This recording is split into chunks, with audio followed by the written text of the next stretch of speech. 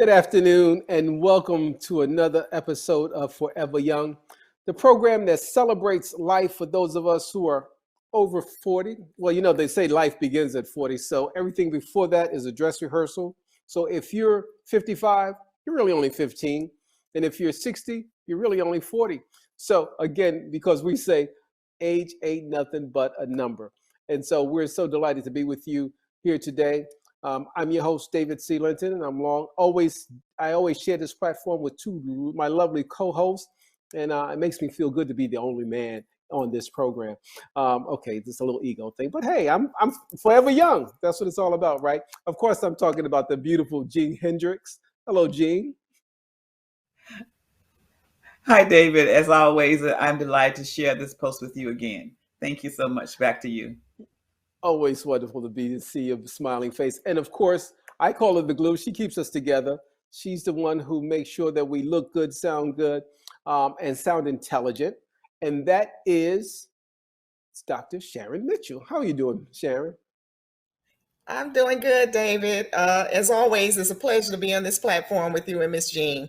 I'm looking forward to today's discussions as well. Well, always a pleasure. And we can't get the show started without our words of wisdom. I'm trying to come up with something. Maybe there'll be Jean's nuggets or Jean's pearls, wisdoms of pearl. But of course, Jean has something that always sets the stage for today's program. So, Jean, I know you have something for us for this episode. Of course, yes, I do, David. And I am going to share with you just a portion of a poem that I have because it's kind of long. But it simply says that in lupus, however you forget when you have what you have planned your war. I am more than my work. Relationships with having had a stand steady under attack, I continue to rise again and again to reinvent myself.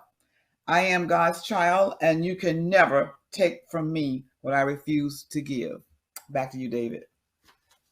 Well, thank you, Jean. And again, like I said, it always sets the table. If those of you who were with us last week, we've been talking about, and since we kicked off season 5, we've been talking about health thing. Of course, October is Breast Cancer Awareness Month, and we've had 2 great shows about that. And then last week we started talking about lupus awareness because, we say age ain't nothing but a number, but you're also as young as you feel. But in order to feel good and to feel young, you got to take care of your health. But there are those things that are chronic illnesses that we may have to find ourselves living with. And so lupus is one of those things, and we learned last week so much from our 2 guests that we had to invite them to come back. First, Mr. Christopher Reed, who is a native of Atlanta, Georgia. He was diagnosed with lupus at the age of 16. And despite close brushes with death, he went on to earn a bachelor's degree from Georgia State. He went on to Tulane, where he received his law degree. He's a practicing attorney, public speaker, policy analyst, and has lived a full life despite having this crippling and sometimes deadly disease. He now serves as a support group facilitator, advocacy chair, and project manager for the Lupus Foundation of America's Georgia chapter. His support group is designed specifically for men, and it's the first type of its kind in the United States. And as an advocacy chair, he gives presentations on patient advocacy, public health policy, and so many things. And we'll give some more information about him. Our other guest is someone who's a little closer to home. And she is a member, a hardworking member, I will say, of the House of Hope Atlanta. She's our congregational care minister. And she too is living with lupus. And we will get more into some of the information that they started talking about last week. Of course, I'm talking about Pam Hicks. And so, Pam, welcome back to the program. Chris, welcome back to the show. It's just so much that we had last week, so it's good to have you guys back with us again this week. We started talking, for those of people who weren't with us last week. Chris, give us an overview of what is lupus, and people hear it and they think they know, but they may not know. So, can you just give us a little broad stroke of what it's all about? Yes, in fact, it's funny that we're talking a little bit about COVID because President Trump really talked briefly about lupus during one of his segments last year when we were talking about one of the medicines that is often used to treat autoimmune diseases. But lupus is an autoimmune disease, which means that the immune system attacks healthy tissue as if it's foreign matter, so as if it's bacteria or an infection or even cancer. It attacks the immune system. Oftentimes, I tell people that essentially people who live with lupus, like me and Pam, we are allergic to ourselves. Our immune system reacts in a way that it wouldn't react in someone like you. And so oftentimes the condition manifests in symptoms such as inflammation in the heart, inflammation in the joints, so arthritis, inflammation in the muscles, inflammation in the brain or the vascular system. There's really actually, in fact, like 11 different lupus specific symptoms, but really there are way more, and we'd probably be here another segment to really go over all of that, but Wow. definitely I encourage people to look it up because we kind of stress at the chapter that early diagnosis can certainly improve a person's life. One of the things that we talked about from last week's program was that it was they really look at it in men. And we also talked about, the hereditary aspect. Pam shared with us with her siblings had lupus and she was diagnosed. But, I think one of the things that we really want to talk about this week is, the misdiagnosis. And even when we're off camera in between, we learned about even Sharon's having been diagnosed with lupus when she didn't have it. So, first of all, what are some of the signs? I'll go to Pam on this question. What are how was the first thing that you knew that, something was wrong? Well, for me, not being able to really walk, drastic weight loss when I wasn't trying to lose the weight, the fatigue, I had kept running fevers. I would have blood clots. I had the pink eye in both eyes. Just going back and forth to the hospital because, I knew something wasn't right, but I didn't know what it was. And breaking out with the rash, the bumps, and just unbelievable pain, sometimes headaches,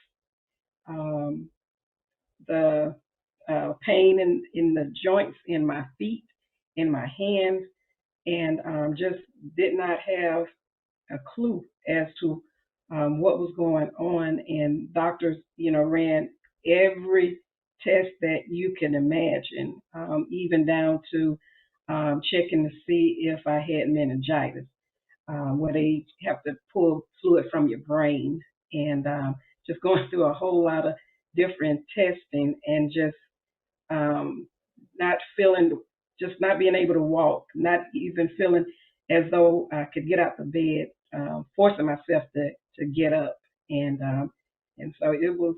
Yeah, I don't like those flares. I didn't know what it was then, but now I know it's called a flare, and so I don't like those at all.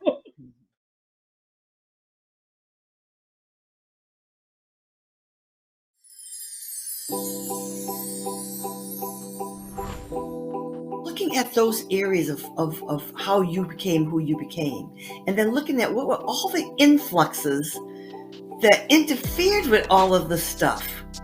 We don't like to do that. That's too much work, Selena. Sometimes you have to take it in small pieces, in small fragments. You can't just run through it and say, okay, let's merrily do this work. It'll be fun. No, it's not fun work. It's painful. but we have to do it to get through it.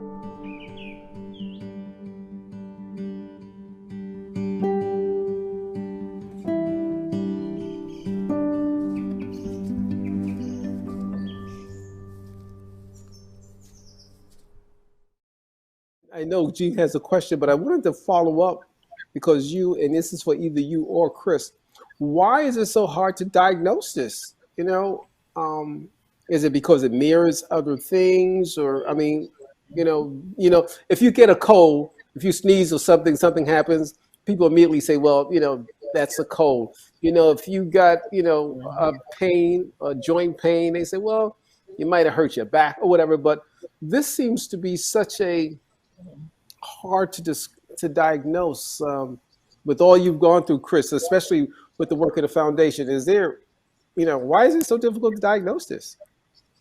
Well, like you said, David, it in a way mimics or copies other conditions, or it's very possible to copy other conditions. I want to explain inflammation a little bit. Is essentially like you think of when you get a scab, when you fall and hurt your knee when you were little, and you had a little bit of pus, that comes out of the scab itself or out of the injury. That's kind of like what's going on in our body in a way. And let me say that can occur in any one of us on this call today. That we can have this inflammation in our body. But for people like me and myself and for Pam, the immune system actually gets a little bit hyperactive, and it cannot tell the difference between what's healthy and what's not. So the other reason it's hard to diagnose because patients are different. Pam indicated she had rashes, bumps, which is often called discoid rashes or malar rashes. The malar rashes occur on the cheek. I've never had a rash ever, not in the 31 years that I've had lupus. We can get mouth sores. We can get joint swelling, so arthritis. We can get inflammation in the heart, which can almost feel like a heart attack. Like when I was first diagnosed, walking up the stairwell in my house, I was crawling by the time I got to the stairwell because I felt like something was standing on my chest. Coughs. That when I was admitted to the hospital, they thought I had pneumonia because they saw a spot on the lung, but in fact it was that I had pleurisy. Essentially, my lungs were inflamed. There's not a specific test for lupus. So you have cancer, you can go and look at a tumor. You have leukemia, you can look at the blood and see the blood cells are abnormal.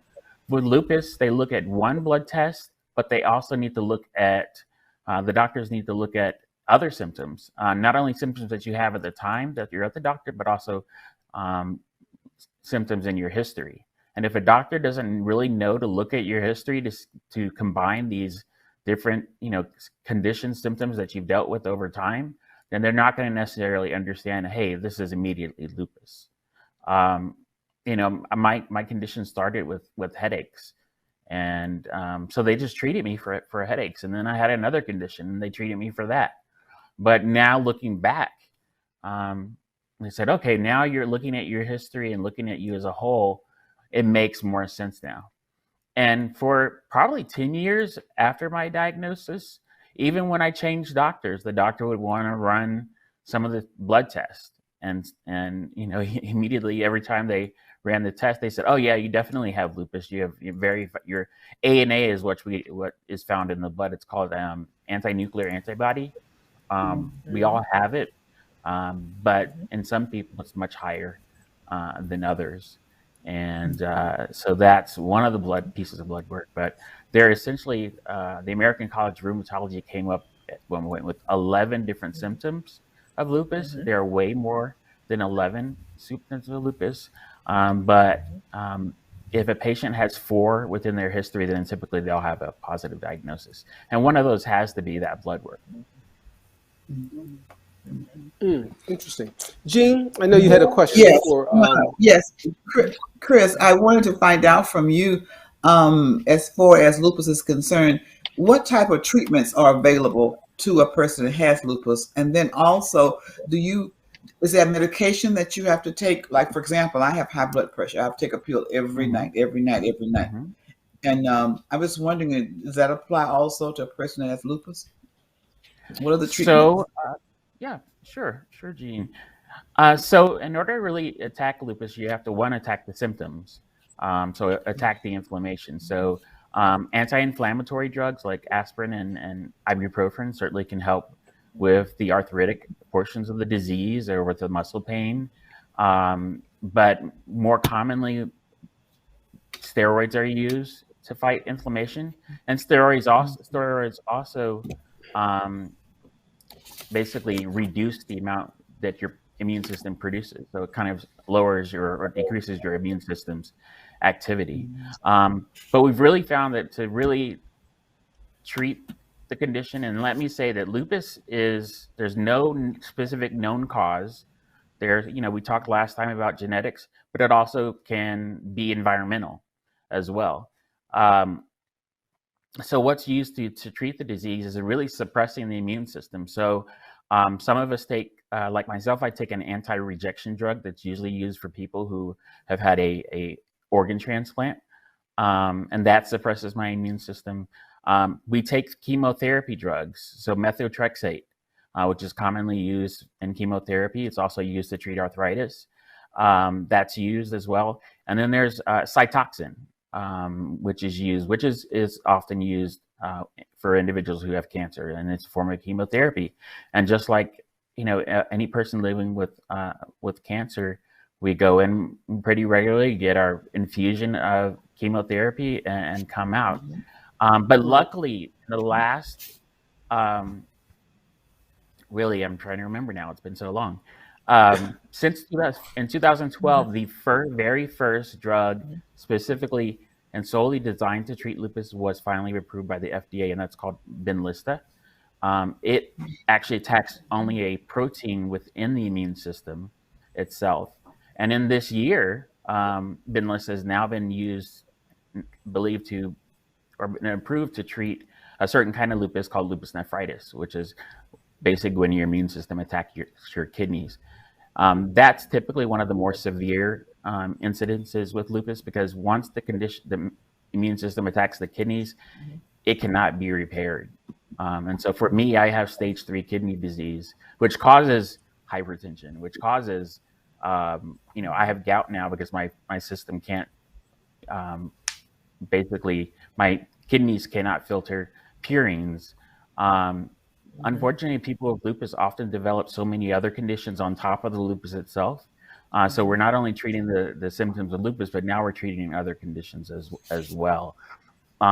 2 other drugs were approved this year to treat lupus. One to treat lupus in the kidneys, and then another one was used to treat lupus in general. So the work that we're doing as advocates, when we go to the Georgia State Capitol or the U.S. Capitol every year, and we do this every year, we meet with our members of Congress. Pam has come several times to those events. When Pam and I go out and we lobby and we argue about lupus, we want research dollars to go to treat lupus. If you look at, we talked a little bit about people who are in active duty coming back and developing lupus. We want the Department of Defense to figure it out. We want the National Institutes of Health, the CDC to look at this condition. because it primarily attacks people of color. It's, a lot of people have said the research dollars aren't going to lupus because of the people that it affects. I actually sat in a room with a member of Georgia's delegation to the U.S. Congress, and I was there on behalf of a patient who had just had a kidney transplant. And I told the doctor about that patient. I myself had almost died from an infection, and infections are very, very common in people with lupus because we have to have a suppressed immune system. And the person just kind of looked at me. The congressman looked at me and looked at one of my colleagues who was there from the Lupus Foundation, and he said, "Well, how much money was given to lupus when President Obama was in office?" And certainly when Mr. President Obama was in office, lots of money was given, and money goes, millions of dollars go to lupus research right now. But for a condition that's been around really since the 3rd century, and a condition that was actually named in the 1800s, we should probably have a cure by now for lupus. We really should at this point. And yet we don't, and people die from this condition. People die, and so we got to do what we can, not only advocate, but to really make sure that people are aware, particularly people of color that are aware, so they can make sure they get treatment as fast as possible. Thank you.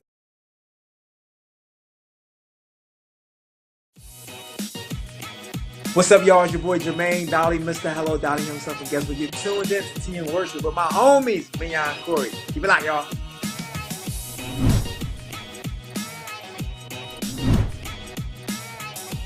Hey y'all, it's Candy West, and you're watching Tea and Worship with Mignon and Corey.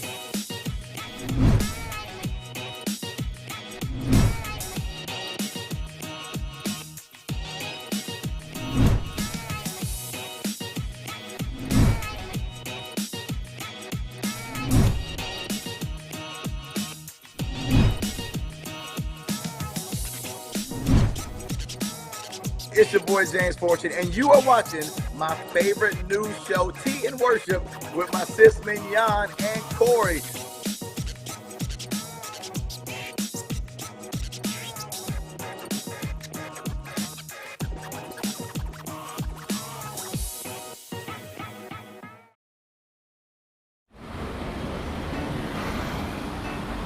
Hey, let's check out this park.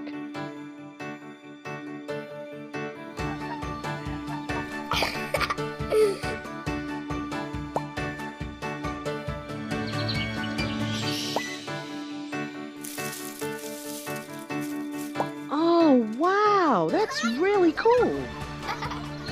To find a great local park or forest near you, go to discovertheforest.org.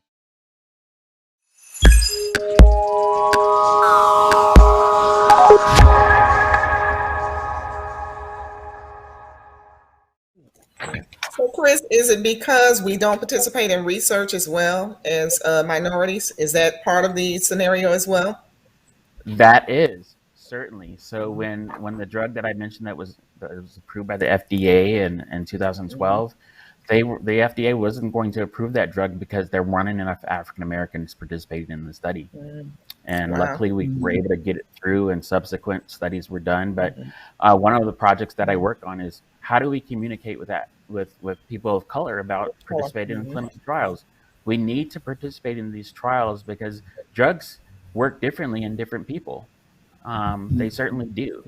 We always say we are a homogenous society, but really we're not. All of us have different components within our body, and we're not going to react the same to a medication. So it's very important that we participate in these trials so that we make sure our communities are really healthy and that we're getting the right treatments, whether it be for lupus or for MS or for arthritis. We need to participate in these trials. Yes, there are plenty of things that occurred in our history to make us really afraid of clinical trials. There are plenty of experiments done on our community as people of color, like the Tuskegee incident with syphilis. But really a lot of provisions are now in place to make sure that we are not being really taken advantage of during these these clinical trials. And everyone who participates in a clinical trial has the right immediately to remove themselves from that trial.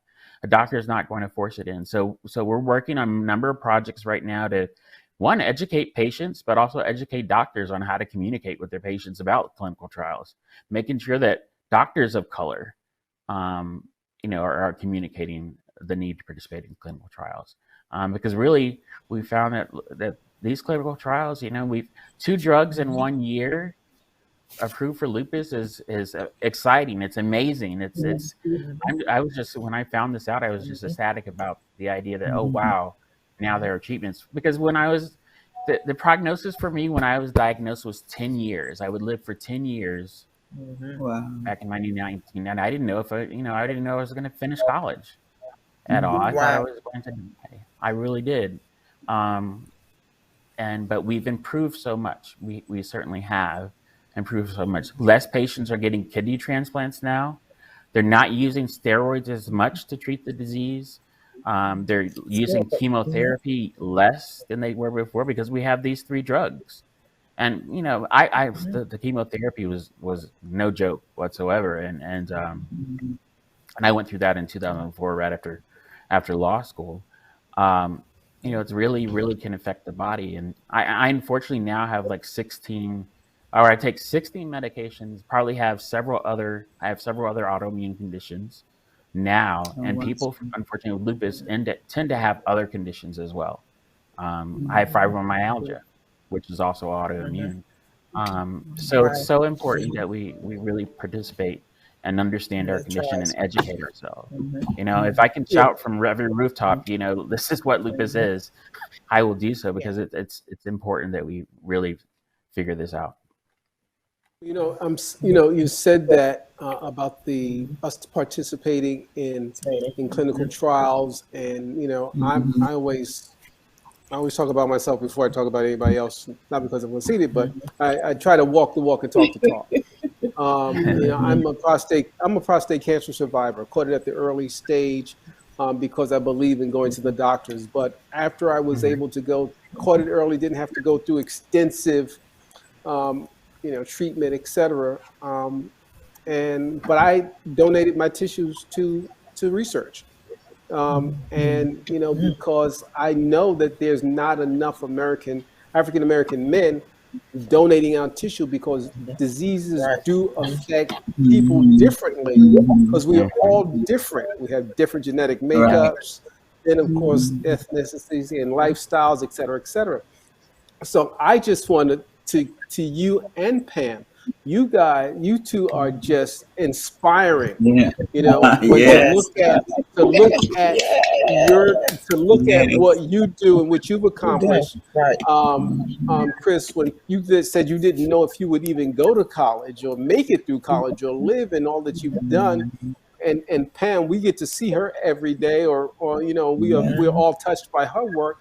You guys are just so encouraging, and so to people who are looking at this program, whether you have lupus or someone who have lupus, or if you just have time and you want to donate some time and some energy, how can people how can they help your foundation? What can they do? How can they reach out to you, Chris, Pam?